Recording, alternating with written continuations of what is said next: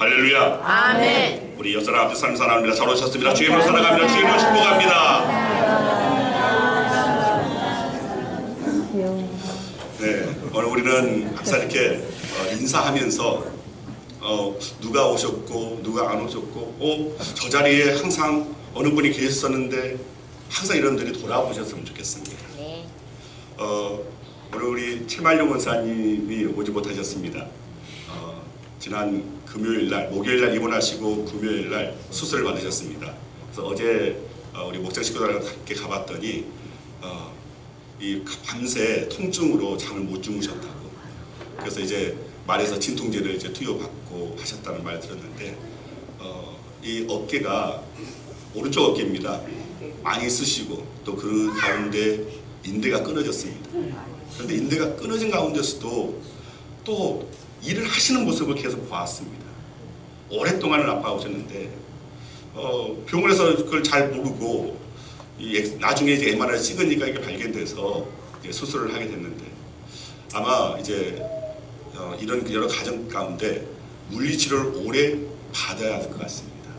여러분 위에서 특별히 기도해 주시고 또 중보해 주시면 감사하겠습니다.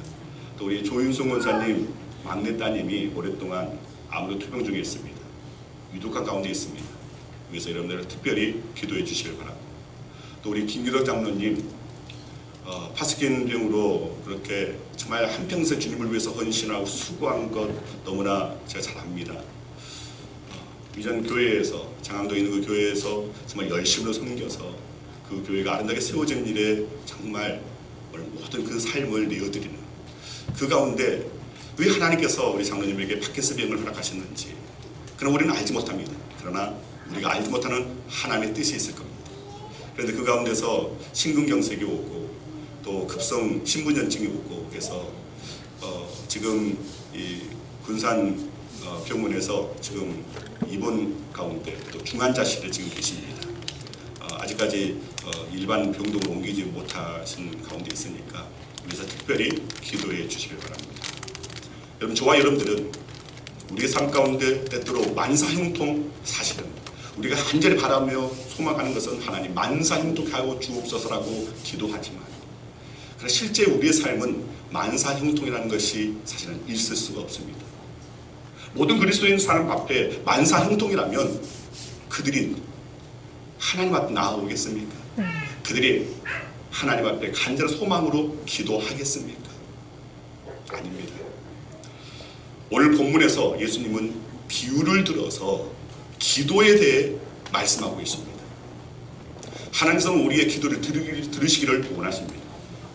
우리의 기도를 통하여 하나님께서는 더 간절히 정말 우리의 삶 가운데 하나님의 살아계심을 나타내 보이시기를 원하시고 우리가 정말 하나님 앞에 딱 달라붙는 그런 신앙으로 나아가기를 하나님께서는 바라십니다.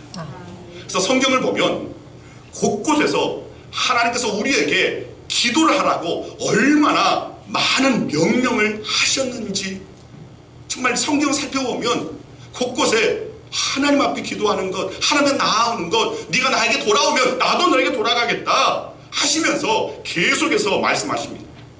또 마태복음 7장 이하에서 그리고 오늘 본문에서 구하라 그러면 너에게 주실 것이요 찾으라 그러면 너에게 찾을 것이요 문을 두드리라 그러면 너희에게 열릴 것이니라 라고 말씀을 하십니다. 자 오늘 본문 9절 10절 말씀 함께 읽겠습니다. 내가 또 너희에게 이르노니 구하라 그러면 너희에게 주실 것이요 찾으라 그러면 찾아낼 것이요 문을 두드리라 그러면 너희에게 열릴 것이니 구하는 이마다 받을 것이요 찾는 이는 찾아낼 것이요 두드리는 이에게는 열릴 것이니라. 아멘. 여러분 이 말씀을 보면 구하라, 찾으라, 두드리라 라고 명령형으로 되어 있습니다. 즉 예수님께서는 기도를 우리에게 공고하시면서 명령하고 계시다는 것입니다. 누가복음 18장 1절 이하를 보면 하나님을 두려워하지 아니하고 사람을 무서워하는 재판관을 비유로 해서 기도하되 낙심하지 말고 기도하라고 한 가부의 비유로 우리에게 공고하신 것을 볼 수가 있습니다. 또 데살로니가서 5장 17절 말씀 보면 쉬지 말고 기도하라라고 되어 있고 에베소서 6장 18절에 보면 항상 성령 안에서 기도하라고 했습니다. 또 야고보서 5장 13절에 고난당하는 자가 있느냐 그는 기도할 것이라 라고 말씀하고 있습니다. 또 시편 50편 15절에도 환난 날에 나를 부르라 내가 너를 건지리니 네가 나를 영화롭게 하리로다. 그 외에도 여러 말씀들이 있습니다. 이 말씀을 통해서 우리에게 기도하라고 기도를 명령하신 것을 알 수가 있습니다. 그뿐만이 아닙니다. 사무엘상 12장 23절 말씀입니다. 함께 읽겠습니다. 나는 너희를 위하여 기도하기를 쉬는 죄를 여호와 앞에 결단코 범하지 아니하고 선하고 의로운 길을 너희에게 가르칠 것인즉. 자, 여기에 보면 사무엘이 기도를 쉬는 죄를 범치 않겠다라고 그렇게 고백을 하고 있습니다. 즉 기도를 마땅히 하지 않을 때 그것 또한 죄다라고 말을 하고 있는 겁니다. 우리가 기도를 게을리 하는 것도 분명히 명확하게 죄라는 것을 깨닫게 해주시는 말씀입니다. 여러분, 예수님께서는 공생의 시작 전에 40일 금식 기도를 하셨고 또 십자가를 앞에 두고 겟세마네 동산에서 밤새 철야하시면서 기도하셨습니다. 그의 생을 마치는 그 순간까지 예수님의 일생은 계속 기도 일관이었다는 사실을 우리는 알 수가 있습니다. 여러분, 십자가에 달려 죽으신 그 가운데서도 그리고 부활하시고 승천하셔서 지금은 하늘 보호자 우편에 앉아 계시면서도 계속해서 우리를 위해서 기도하고 계십니다. 자, 로마서 8장 34절 말씀 같이 읽습니다. 누가 정죄하리요 죽으실 뿐 아니라 다시 살아나시는 그리스도 예수시니 그는 하나님 우편에 계신 자요 우리를 위하여 간구하시는 자신이라. 아멘. 여러분, 예수님은 하나님이십니다. 성자 하나님이십니다. 그런데 그분이 기도했습니다. 하물며 저와 여러분들은 말할 것도 없습니다. 예수님이 기도하셨다면 오늘 우리도 기도해야 됩니다. 아멘. 따라하시기 바랍니다. 예수님이 기도하셨다면 우리도 기도해야 합니다. 우리도 기도해야 합니다. 예수님이 기도하셨다면 나도 기도해야 합니다. 나도 기도해야 합니다. 네, 맞습니다. 예수님께서 기도의 본을 보이셨습니다. 예수님이 기도하셨다면 저와 여러분 모두 한 사람 빠질 것 없이 다 기도해야 됩니다. 아멘. 자, 그렇다면 우리는 어떻게 기도를 해야 합니까? 자, 첫째로 하나님의 뜻을 구하는 기도를 할 수 있어야 됩니다. 따라하시길 바랍니다. 하나님의 뜻을 구하는 기도를 하라. 하나님의 뜻을 구하는 기도를 하라. 자, 요한일서 5장 14절 말씀 함께 읽습니다. 그를 향하여 우리가 가진 바 담대함이 이것이니 그의 뜻대로 무엇을 구하면 들으시리라. 아멘. 자, 이 말씀을 보면 하나님의 뜻대로 구하는 기도를 하나님께서 들어주신다라고 말씀하고 있습니다. 즉 우리가 기도를 할 때 우리의 기도를 면밀히 한번 생각해 볼 수 있어야 됩니다. 거의 대부분이 하나님의 뜻보다는 내 뜻, 내 생각, 내 소원, 내 마음, 내 입장에서 기도를 하는 것이 거의 대부분입니다. 그런데 기도가 응답되려면 우리의 정욕대로 기도하지 말고 하나님의 뜻대로 기도하라는 것입니다. 아멘. 우리의 주장, 우리의 요구를 관철시키기 위해서 기도하는 것이 아니라 하나님의 그 뜻이 무엇인지를 깨달아 알고 하나님의 그 뜻이 내 삶과 이루어지기를 위해서 기도하라는 것입니다. 아멘. 일반적으로 우리는 하나님의 말씀, 성경을 통해서 하나님의 뜻을 알 수가 있습니다. 또한 성령의 감동으로 말미암아 하나님의 뜻을 또한 알 수가 있고 또 우리의 생활 속에서 허락하시는 여러 가지 상황들을 통해서 하나님의 뜻을 뒤늦게만 오늘 우리가 깨달을 수 있게 되는 경우가 종종 있습니다. 이와 같이 하나님의 뜻을 따라 하나님 앞에 기도하라고 성령은 우리에게 말씀하고 있습니다. 그 다음에 둘째로 우리는 회개의 기도를 할 수 있어야 됩니다. 따라하시기 바랍니다. 회개의 기도를 하라. 회개의 기도를 하라. 자, 누가복음 18장 9절 이하에 보면 바리새인과 세인의 그 기도를 비유로 말씀하고 있습니다. 그 내용을 보면 세리의 기도는 하나님께서 받으셨습니다. 그런데 바리새인의 기도는 받지 않으셨다고 했습니다. 그러니까 기도를 한다고 해서 다 받는 것이 아니라는 것입니다. 성경을 자세히 살펴보면 바리새인의 기도에 무슨 잘못된 내용이 있다든지 기도하는 방법이나 또 기도의 어휘가 잘못된 것은 하나도 없습니다. 자, 누가복음 18장 11절 12절 말씀 같이 한번 읽겠습니다. 바리새인은 서서 따로 기도하여 이르되 하나님이여 나는 다른 사람들 곧 토색, 불의, 간음을 하는 자들과 같지 아니하고 이 세례와도 같지 아니함을 감사하나이다. 나는 일에 2번씩 금식하고 또 소득의 11조를 드리나이다 하고. 자, 여기에 나온 바리새인 어떻게 보면 우리보다 신앙생활 더 잘한 것 같습니다. 자, 이 바리새인은 일주일에 2번씩 금식했습니다. 그리고 가난한 자를 구제하고 11조를 드리는 것에 대해서 하나님께 감사했습니다. 감사기도 결코 잘못된 것이 아닙니다. 그렇다면 왜 바리새인의 기도를 듣지 않으셨는가? 이 기도의 그 이면에 이 바리새인이 어떤 자세로 하나님께 기도했냐가 중요한 것입니다. 그는 교만한 가운데 기도했습니다. 교만하다 보니까 자기 자신의 허물이나 자기 자신의 모자람이나 자기 자신의 오늘 그 죄악에 대해서는 전혀 바라보지 못합니다. 즉, 이 바리새인의 그 기도는 회개가 없는 기도였다는 것입니다. 잠언 28장 13절 말씀을 보면 자기의 죄를 숨기는 자는 형통하지 못하나 죄를 자복하고 버리는 자는 불쌍히 여김을 받느니라. 아멘. 우리가 흔히 기도하지 않습니까? 하나님 나를 불쌍히 여겨주시옵소서, 긍휼히 여겨주시옵소서. 그런데 그렇게 기도를 하지만 무엇을 불쌍히 여겨달라는 건지, 어떤 긍휼을 바라는 건지 그 이전의 내용은 우리는 깡그리 다 삭제해버립니다. 그런데 하나님 앞에 그것까지도 아닐 수 있어야 됩니다. 주님, 내가 이런 삶을 살았습니다. 이런 죄인입니다. 나는 참으로 하나님 앞에 너무나 죄인된 자입니다. 어찌 보면 저는 이런 죄악 가운데 여전히 죄악 가운데 뒹구고 있는 불쌍한 자 아닙니까?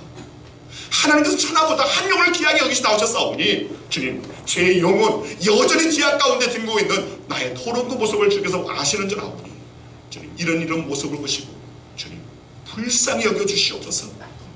다시금 이 죄 가운데서 내가 뒹굴지 않도록 오늘 하나님께서 내 영을 새롭게 하여 주시고 내 삶을 새롭게 하여 주셔서 주님, 하나님의 그 긍휼을 불쌍히 여김을 받는 오늘 부족한 종되게 하여 달라고 우리는 기도할 수 있다는 것입니다. 또 이사야 55장 7절 말씀입니다. 같이 한번 읽겠습니다. 악인은 그의 길을, 불의한 자는 그의 생각을 버리고 여호와께로 돌아오라. 그리하면 그가 긍휼히 여기시리라. 우리 하나님께로 돌아오라. 그가 너그럽게 용서하시리라. 무슨 말입니까? 우리가 회개할 때, 회개하고 아버지 앞에 나아갈 때, 그때 비로소 하나님께서 우리를 불쌍히 여기시고 긍휼히 여김을 받으며 오늘 우리가 용서함을 받게 된다는 말씀입니다. 그 다음에 셋째로 우리는 중심을 드리는 기도를 해야 됩니다. 따라하시길 바랍니다. 중심을 드리는 기도를 하라. 중심을 드리는 기도를 하라. 자, 계속해서 기도에 있어서 주의할 것은 우리의 중심을 드리는 기도를 할 수 있어야 합니다. 그런데 자꾸만 여러 가지 미사옥으로 그냥 겉만 번지르하게 그냥 모양만, 형식만 갖추고 중심을 들이지 않는 기도이다 보니까 내가 오늘 새벽에 어떤 기도를 했지? 기도를 하고도 알지 못합니다. 왜요? 습관적으로 그렇게 기도했기 때문에 기도의 내용에 대해서도 잘 알지 못할 정도로 그냥 형식적인 그런 시간으로 보내고 있지는 않은지, 이것을 우리가 한번 생각해 볼 수 있었는 것입니다. 사무엘상 16장 7절 말씀 같이 한번 읽겠습니다. 여호와께서 사무엘에게 이르시되 그의 용모와 키를 보지 말라. 내가 이미 그를 버렸노라. 내가 보는 것은 사람과 같지 아니하니 사람은 외모를 보거니와 나 여호와는 중심을 보느니라 하시더라. 아멘. 네, 하나님께서는 사람의 외모를 보지 않으십니다. 너무나 감사한 것은 우리 사모가 때때로 저한테 한때는 정말 얼굴도 가려하고 피부도 너무 뽀송뽀송하고 좋았고 정말 그때는 왜 이렇게 키가 커 보이고 호리호리 보였는지. 그런데 지금은 보니까 키가 키가 갈수록 줄어들고 있다고, 허리는 왜 이렇게 기냐고 그러고, 허리가 길고 다리가 작다고, 자기는 다리가 길고 허리가 짧은데 당신은 어디가 허리고 어디가 다리냐고, 나하고 한번 재보자고. 근데 딱 재보니까 불사 괜히 됐어요. 키는 제가 더 큰데 10cm 이상 제가 더 큰데 다리 길이는 저 사람이 더 기는 거예요. 얼마나 마음이 야 괜히 됐네 하는 생각이 들었습니다. 그러면서 오늘도 이렇게 나이가 들면서 왜 이렇게 칠칠맞냐고, 어깨에 이렇게 묻고 하냐고.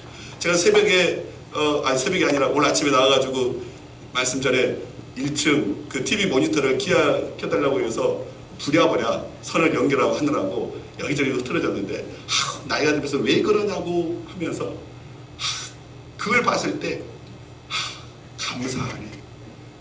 사람은 외모를 먼저 따지지만, 눈에 보이는 거 따지지만 하나님께서는 외모를 보시는 것이 아니라 그 중심을 보시는 거예요. 그런데 또 한 번은 생각하면 내가 하나님 앞에 가장 중심으로 서 있는가. 여러분도 한번 생각해 보시길 바랍니다. 여러분들은 정말 신앙생활 하는데 정말 중심으로 하나님 앞에 서 있는지, 하나님 앞에 내가 서 있는지, 하나님 앞에서 내가 과연 서 있다고 여러분들이 정말 그렇게 인정한다면 과연 여러분들의 삶의 모습이 과연 죄송합니다 이 모양 이 꼴일까? 여러분 듣기 싫을 수도 있겠지만 분명히 내가 하나님 앞에 있는데, 하나님께서 내 중심을 보시는데 나는 너무나 허물만, 너무나 연약하고 너무나 정말 중심이 흔들려버리고 있는 오늘 그런 신앙의 모습으로 나는 하나님 앞에 서 있잖아요. 여러분, 하나님께서는 중심을 보신다고 했습니다. 우리가 드리는 기도의 언어나 기도의 내용에 집착하시는 것이 아니라 그 중심을 보신다는 것입니다. 쉽게 말씀드리면 기도하는 사람의 인격을 보신다는 것입니다. 기도하는 사람의 마음을 살피신다는 말입니다. 소돔과 고모라 성이 멸망당할 때 하나님께서는 아브라함을 보셔서 그의 조카 롯의 가정을 구원하시는 것을 볼 수가 있습니다. 아브라함의 인격, 또 아브라함의 그 중심을 보신 것입니다. 뿐만 아니라 하나님께서는 요셉을 보시고 그 요셉 때문에, 그 요셉으로 인하여 그가 가는 곳마다 복이 임하고 복을 받는 것을 보게 됩니다. 보디발의 집에 가니까 그의 집이 복을 받았고, 감옥에 들어가니까 감옥의 전옥이 복을 받았습니다. 그가 애굽의 총리가 되니까 애굽 백성들이 복을 받았습니다. 또 야곱의 그 자녀로서 먼저 이 요셉이 이 애굽의 총리가 되어 있었기 때문에 하나님께서 그를 그냥 노예로 팔려갔지만, 형들에 의해서 팔려갔지만 이후에 보니까 그 요셉 때문에 야곱의 그 가문이 구원을 받았습니다. 그렇기 때문에 우리는 하나님 앞에 정말 하나님께서 받으시는 그런 기도의 그 마음을 우리는 드릴 수 있어야 되고, 또 그 중심을 드리는 것이고 인격을 드릴 수 있어야 됩니다. 그렇게 할 때에 하나님께서 우리를 보시고 그 중심을 보시고 우리의 삶의 현장 가운데 하나님의 함께 하시는 역사를 보게 된다는 것입니다. 아멘. 베드로전서 3장 7절 이하의 말씀 보면 이는 너희 기도가 막히지 아니하게 하려 함이라. 즉 우리의 생활이 기도와 연관이 되고, 또 우리의 인격이 기도와 연관이 되고, 우리의 마음 심사가, 죄송합니다, 마음 심보가 여러분들이 정말 삶 가운데서 그리스도인은 마음 심보가 되어서는 안 됩니다. 그 마음 심사가 우리가 드리는 기도와 연관이 되기 때문에 하나님 앞에 기도를 할 때 기도가 막히지 않게 하려면 기도하기에 앞서서 우리의 중심을 먼저 살필 수 있어야 합니다. 그리고 그 중심을 하나님 앞에 아랠 수 있어야 되고 드릴 수 있어야 한다는 것입니다. 아멘. 그런데 우리가 기도하지 못하는 것에 많은 이유를 댑니다. 흔한 이유가 제가 요즘 너무 바빠서요. 여러분, 이런 핑계 될 것이 아닙니다. 왜냐하면 그 바쁘다고 하는 그 일을 하나님께서 거두어가신다면 어찌하시겠습니까?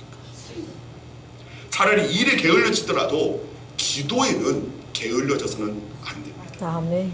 하나님이 우리에게 힘을 공급해 주셨을 때 바로 그때 비로소 우리가 세상 가운데서 일을 할 수 있는 거고 이 험한 세상 헤쳐나갈 수 있는 것입니다. 하나님께서 우리를 반드시 도와주셔야지만이 모든 일에 실패가 없다는 사실을 기억하시길 바랍니다. 아멘. 또 하나의 이유는 제가 요즘 너무 피곤해서요 라고 핑계하는데 그런 핑계도 여러분 되지 마시길 바랍니다. 인간의 생사와 복을 주관하시는 분은 하나님이십니다. 하나님 우리의 힘이 되시는 분이시고 우리의 능력의 공급자 되시는 분이십니다. 이사야 40장 28절에서 31절 말씀 같이 한번 읽겠습니다.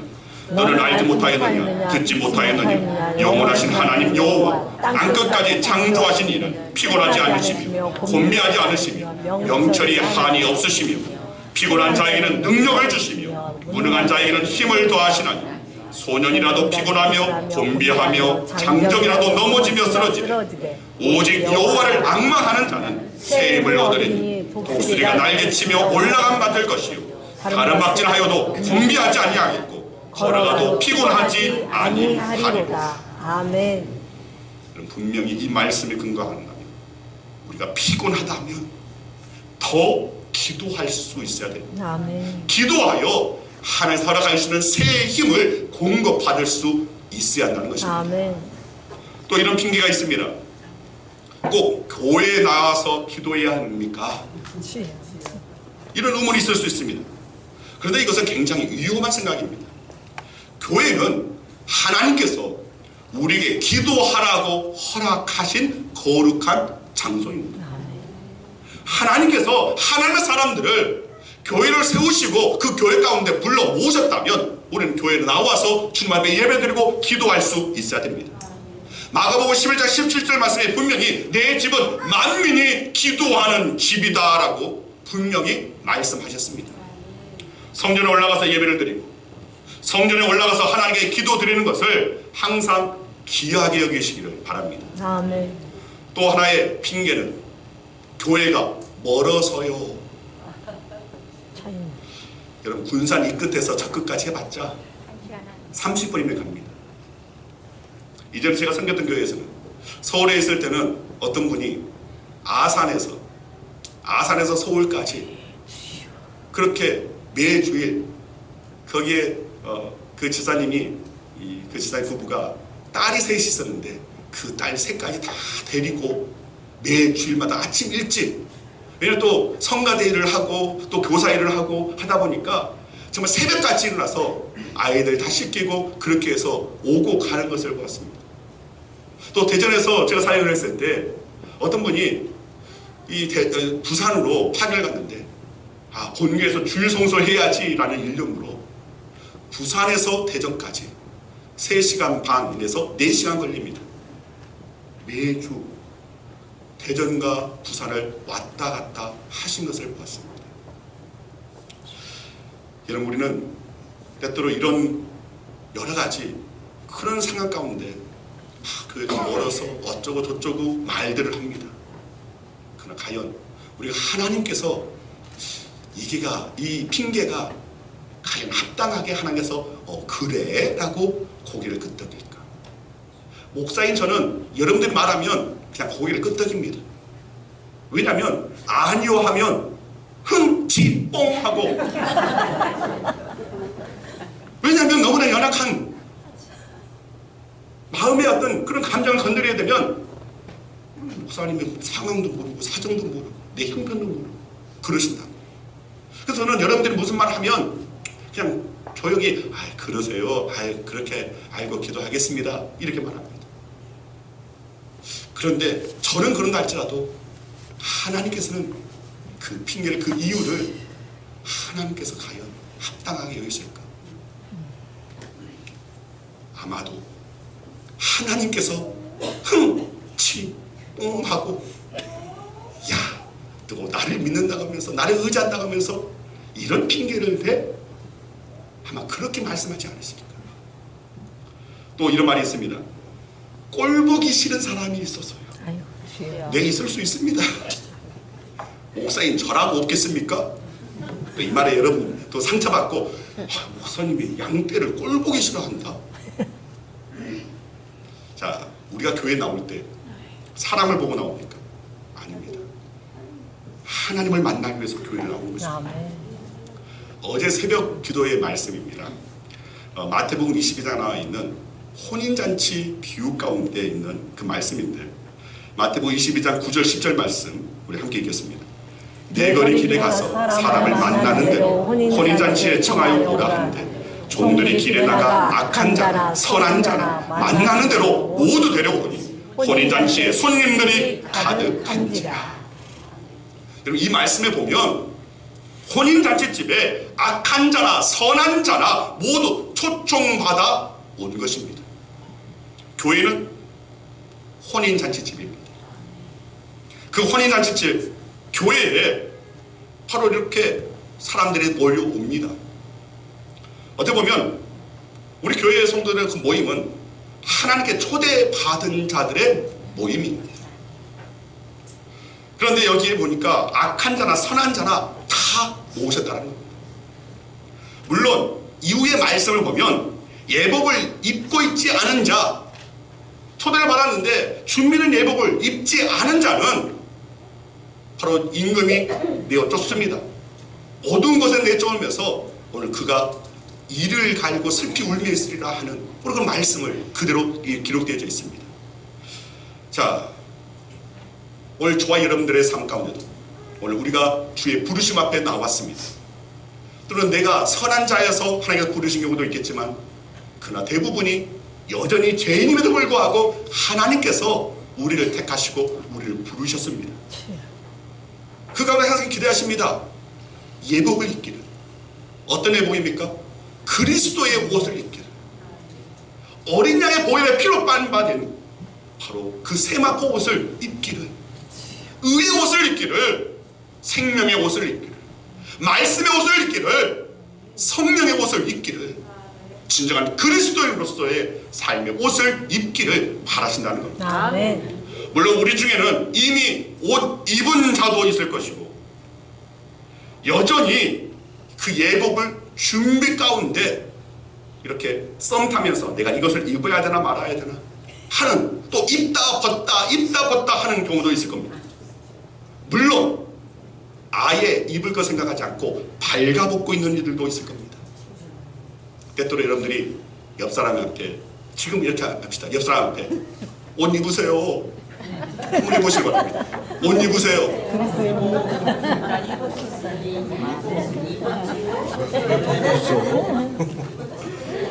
네, 옷 입어야 됩니다. 옷 입어야 됩니다. 다른 옷 아닙니다. 그리스도의 옷을 입어야 됩니다. 아멘. 말씀의 옷을 입어야 됩니다. 아멘. 성령의 옷을 입어야 됩니다. 아멘. 이렇게 그러다 보니까 교회 안에는 이미 옷을 입고 있는 이도 있고, 입고 있는 가정 가운데 이들도 있고, 또 준비된 예복을 바라보면서 이걸 입을까 말까 망설이는 이들도 있고, 또 여전히 발가벗고 있는 이들도 있기 때문에, 그러다 보니까 정말 꼴보기 싫은 사람도 있을 수 있다는 겁니다. 그리고 앞으로 우리 교회에 찾아오는 이들 중에는 여러 종류의 사람들이 올 겁니다. 물론 바라기는 좋은 분들 오기를 바라겠지만, 그러나 하나님께서는 좋은 사람들만 부르는 것이 아닙니다. 악한 자나 선한 자나 다 부르십니다. 아멘. 그들 모두가 그리스도의 옷을 입기를 바라시며 하나님 나라의 백성으로 거듭나기를 바라시며 아멘. 부르셨다는 것입니다. 아멘. 교회 안에 파생되는 여러 문제, 갈등, 또 여러 가지 불화, 분열, 결국 무엇이 문제입니까? 사람이 문제입니다. 세상은 더 그러합니다. 그런데 예수님의 십자가의 의미는 하나님과 우리와의 관계입니다. 즉 수직적인 관계, 그리고 사람과 사람의 관계입니다. 즉 수평적인 관계의 회복이 바로 예수님께서 달리신 십자가의 의미입니다. 아멘. 모든 율법과 선지자의 강령은 하나님을 사랑하고 내 이웃을 내 몸과 같이 사랑하는 것입니다. 물론 여기에도 우선순위가 분명히 있습니다. 하나님과 우리의 관계가 우선되어져야 됩니다. 아멘. 그리고 이 관계, 하나님과 나의 관계의 그 단단함은 바로 기도로 견고해질 수 있다는 겁니다. 아멘. 이유가 어떻게 되었든지 간에 기도를 중단하셨다면 포기하시는 분들은 다시 기도를 회복하시길 바랍니다. 기도가 회복되면 하나님과 돈독해지고, 기도가 회복되면 하나님의 마음을 소유하게 되고, 그로 말미암아 사람과의 관계도 회복이 됩니다. 아멘. 마태복음 26장 41절 말씀 보면 주님께서 이렇게 말씀하십니다. 같이 한번 읽겠습니다. 시험에 들지 않게 깨어 기도하라. 마음에는 온이로되 육신이 약하도다 하시고. 자, 이 말씀은 겟세마네 동산에서 기도하실 때 예수께서 제자들에게 함께 기도할 것을 명하셨습니다. 그런데 저들이 기도하지 못하고 계속 졸았습니다. 그때 주님께서 베드로에게 하신 말씀입니다. 한마디로 연약해서 기도하지 못한다는 그런 말씀입니다. 오늘은 이런 베드로와 같은 그리스도인이 많이 있습니다. 물론 저도 그러합니다. 정말 많은 그리스도인들이 기도해야 하는 것을 알면서도 정작 기도의 자리로 나아가지를 못하고 있습니다. 정작 많은 그리스도인들이 기도하고 싶은 간절한 마음이 있으면서도 그것을 실천하지 못하고 있습니다. 정말 많은 그리스도인들이 이를 악물고 기도의 자리까지 나왔지만 기도에 몰입하지 못합니다. 그런데 놀라운 것은 사도행전에 보면 베드로에게 놀라운 변화가 일어납니다. 사도행전 2장 38절 말씀 같이 한번 읽겠습니다. 베드로가 이르되 너희가 회개하여 각각 예수 그리스도의 이름으로 세례를 받고 죄 사함을 받으라. 그리하면 성령의 선물을 받으리니. 자, 그리고 41절 42절 말씀입니다. 그 말을 받은 사람들은 세례를 받으며 이날의 신도의 수가 3,000이나 더하더라. 그들이 사도의 가르침을 받아 서로 교제하고 떡을 떼며 오로지 기도하기를 힘쓰니라. 자, 오로지 기도하기를 힘쓰니라 라고 되어 있습니다. 먼저 성령을 받은 베드로가 성령 받으라고 권면합니다. 베드로 자신이 기도에 힘쓸 뿐 아니라 초대교회 공동체 모든 이들에게 기도의 그 공동체로 날 그렇게 되어라고 이끌어 가고 있는 그런 모습입니다. 사도행전 3장 1절 말씀 보면 제9시 기도 시간에 베드로와 요한이 성전에 나아가는 그 시간에 안전벨을 보고 고쳐주었습니다. 이 말씀을 보면 이 베드로와 요한이 당시의 사도들이 정한 시간에 기도하는 사람이었다는 것입니다. 기도가 습관이 되었다는 것입니다. 기도에 졸고 있던 베드로가 능력 있는 기도의 사람이 된 것입니다. 오로지 기도에 힘쓰는 위대한 기도의 사람이 된 것입니다. 어떻게 그렇게 되었습니까? 한마디로 성령의 도우심 때문입니다. 로마서 8장 26절 말씀에 정말 소망의 말씀이 있습니다. 이와 같이 성령도 우리 연약함을 도우시나니. 성령이 우리의 연약함을 아신다는 것입니다. 성령이 우리의 연약함을 도우신다는 것입니다. 즉 우리가 기도할 때 아버지 하나님께서는 우리에게 있어서 가장 귀한 것, 가장 좋은 것 바로 성령을 주십니다. 그리고 그 성령을 받으면 우리의 기도는 능력이 있게 되고 우리 자신도 능력 있는 기도의 사람이 된다는 것입니다. 이번 한 주간 저는 기도원에 들어갑니다. 제가 부족하기 때문에 들어가는 겁니다. 연약하기 때문에, 그리고 제 영이 먼저 살아야 하기 때문에 이런 시간을 갖습니다. 전반기 한 번, 후반기 한 번, 그렇게 항상 저는 목회 가운데 이것을 꼭 마음에 두고 정하여서 행해야지라고 마음 가운데서 그렇게 시간을 정하여서 나아갑니다. 하나님의 뜻을 제대로 알지 못하는 것에 대해서, 또 그것을 행하지 못하는 것에 대해서 회개하고 하나님의 마음을 드리고 중심을 드리기 위해서 가는 겁니다. 여러분도 이번 한 주간만큼은 새벽을 깨우시고 새벽에 잠깐만이라도 하나님의 뜻을 구하고 회개의 기도와 함께 여러분의 마음과 여러분의 중심을 들여보시길 바랍니다. 물론 우리 장로님들이 이제 나와서 말씀을 전하실 겁니다. 새벽 기도 또 우리 수요 예배 때는 우리 박효수 장로님께서 말씀을 전하십니다. 잘 하실 겁니다. 그런데 굳이 잘 하지 않아도 좋습니다. 그래야 제가 필요한 것을 성도님들이 아시죠. 장로님들이 잘해버리면 목사가 설 자리가 없습니다. 자, 이건 농담이고 다 잘하실 겁니다. 그런데 중요한 것은 오늘 전한 자가 누구든 여러분들이 기도의 목적을 분명히 하고 나아오라는 겁니다. 목적을 분명히 하고 정말 회개하고 하나님의 뜻을 깨달아 알고 그리고 하나님 앞에 마음을 드리고 중심을 드리기 위해서 바로 그 기도의 짧은 시간이라 할지라도 주님 이 시간만큼은 내가 하나님 앞에 발가벗겨 있는 줄 압니다. 하나님 나를 불쌍히 여기시고 나의 허물을 나의 연약함을 아시는 주님 나에게 그리스도의 새 옷을 입혀주시고 성령의 옷을 입혀주시고 능력의 옷을 입혀주셔서 하나님의 영광의 도구로 쓰임받게 하여 주시고 하나님의 살아계심을 하나님의 그 존존을 내 삶을 통하여서 많은 이들에게 증거할 수 있도록 진정한 2020년 우리 양원교회의 표어처럼 예수의 증인 되리라는 진정 예수의 증인 되어지는 삶이 될 수 있도록 성령께서 함께하여 달라고 마음을 중심을 드리는 기도를 한다면 하나님께서 들으시고 응답하여 주실 줄 믿습니다. 아멘. 오늘 귀한 이 기도에 힘쓰는 저와 여러분이 되기를 간절히 주의 이름으로 축원드립니다. 아멘. 이제